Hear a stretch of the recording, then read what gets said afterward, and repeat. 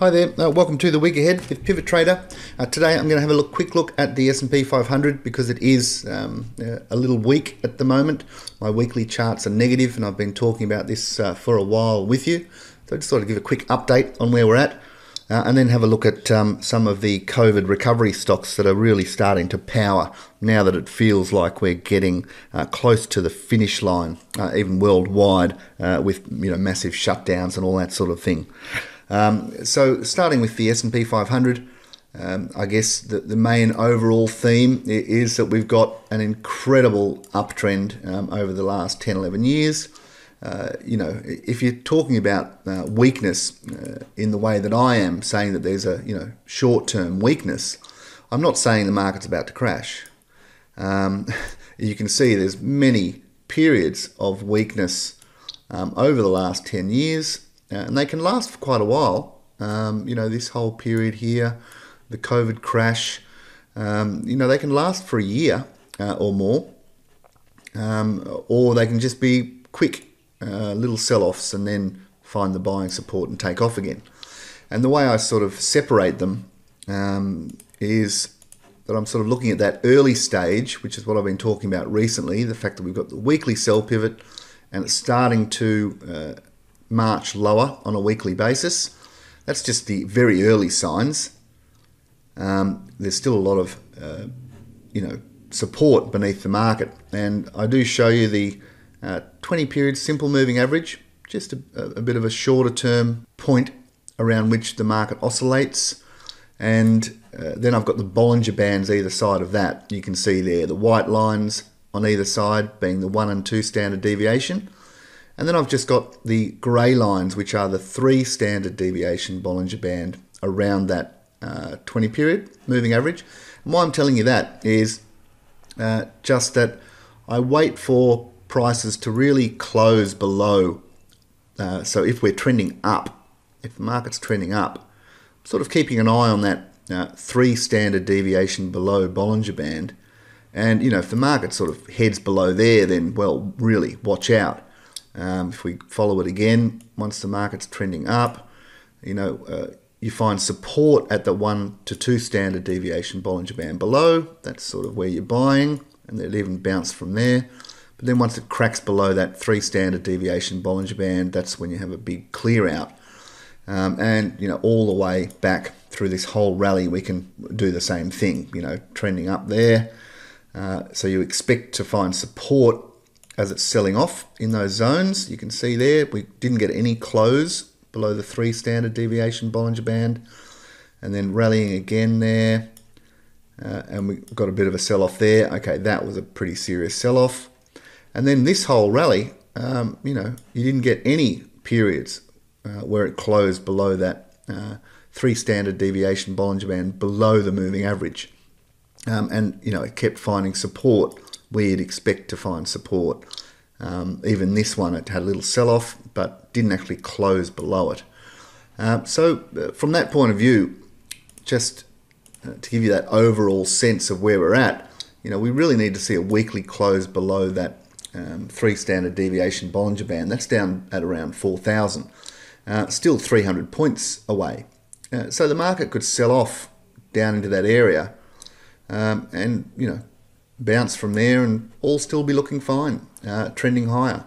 And even if it does breach those levels, sometimes it can just be a big clear out and then bounce. Like here, big clear out and then off it goes to the upside again.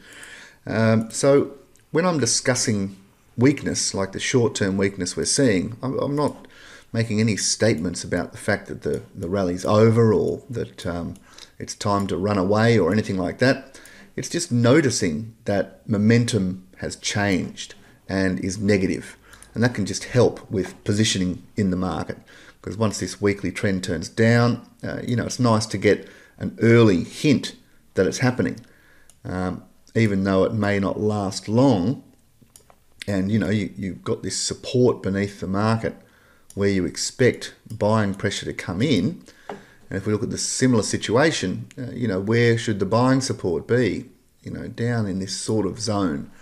So we may be in for more weakness. And I think if we go back below last week's low, I think you could see quite sharp selling pressure.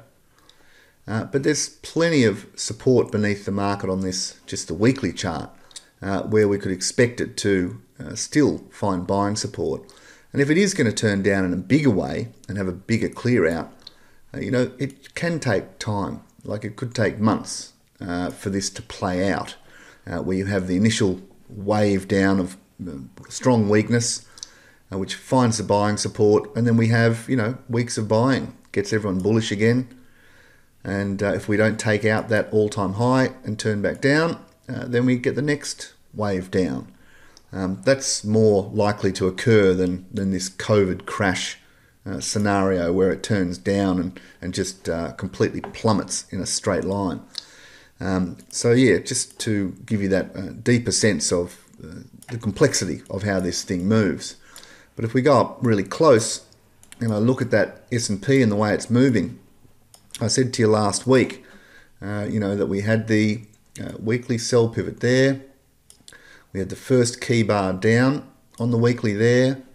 And even though we sold off and bounced, and I think it was last Monday, I was saying, look, we could open the week strong and finish the week weak, which is what happened. And until I see the weekly close above the high of last week now, which will create the weekly buy pivot, I'm remaining bearish on this. And in the overnight market, we've opened strong and then sold off quite aggressively in the S&P 500. And so it did start the week looking like it was heading up. And, within a few hours, it was negative and going down. So that's showing you the volatility is increasing. So there is a chance that there's more selling to come, and really need to see a weekly close above the high of last week, and that would be 44.72 in that E-mini S&P 500. Really, I need to see that before I will turn bullish in the short term, and that just helps with just having a view on how things are going. So all still trending up, all still fabulous, but I just think there could be more weakness dead ahead. And moving on to the COVID recovery theme, it's really taking hold, and we're seeing a good run in some of these stocks. You'll see here we've got Flight Centre.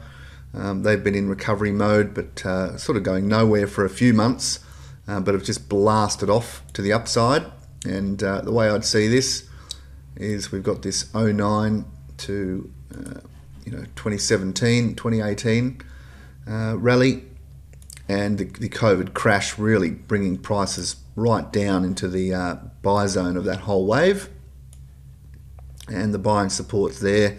It's turning back up. The long-term trend is shifting with that 10-period exponential crossing above the 20-period simple, and it's just blasting off to the upside. So there's probably more in that as things open up.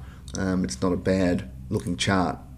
Hello World Limited is also picking back up just this last couple of months, from $1.50 up to $3, and looking strong. The buying really coming in to this stock just in the last week or two, and really taking off. So this whole theme seems to be taking hold, that things are opening up, and Webjet also.